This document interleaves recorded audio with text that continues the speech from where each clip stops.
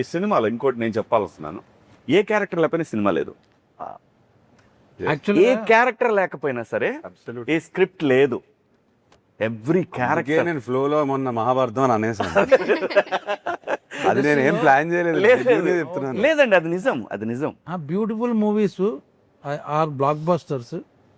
చాలా మంచి we talk about movies release అయిన సినిమాలు కూడా అవన్నీ ఇంక్లూడింగ్ టేక్ బాహుబలి దగ్గర నుంచి చూసుకుంటే everything Ramayana Mahabharata 6-7 characters main base గా ఉంటాయి. It's not a solo hero movie. Yes, larger, that's when the drama becomes large. From the beginning షోలో నేను తీసుకొస్తే మాయబజార్, నర్తనశాల దగ్గర తీసుకుంటే ఎనీ మహాభారత క్లాసిక్స్ అన్ని 6-7 క్యారెక్టర్లు బాగుంటేనే సినిమా బాగుంటుంది. అవును, Yeah. అదర్వైజ్ సినిమా ఆడచ్చు, వచ్చా మర్చిపోద్ది.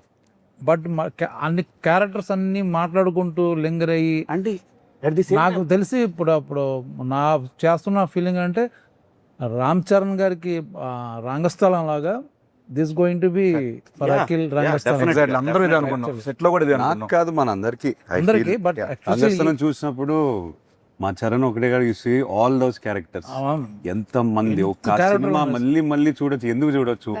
నాకు అదే ఫీలింగ్, ఈ సినిమా చేస్తుంటే అదే ఫీలింగ్. ఇంకోటి కూడా బాబు, ఎనీ కమర్షియల్ మూవీ. ఎన్నిసార్లు చెప్పారు మీరు రంగస్థలం టాపిక్ ఎత్తారు కాబట్టి చెప్తున్నాను. ఎన్నిసార్లు చెప్పాను సుకుమార్ గారికి, చరణ్కి, that is my all time favourite film. అసలు కమర్షియల్ ఫిల్మ్ మేకింగ్ మర్చిపోయి ఒక కథ రాసుకుని క్యారెక్టర్లు రాసేసి సినిమా అట్లానే తీశారు. మనం కూడా అలానే ప్రయత్నిస్తున్నాం. And performances, what performance! అన్ని పెర్ఫార్మెన్స్లు అక్కడ ఏ కమర్షియల్ మూవీ అయినా సరే పెర్ఫార్మెన్స్లు మనకు కరెక్ట్గా సెట్ అయితే సూపర్ హిట్.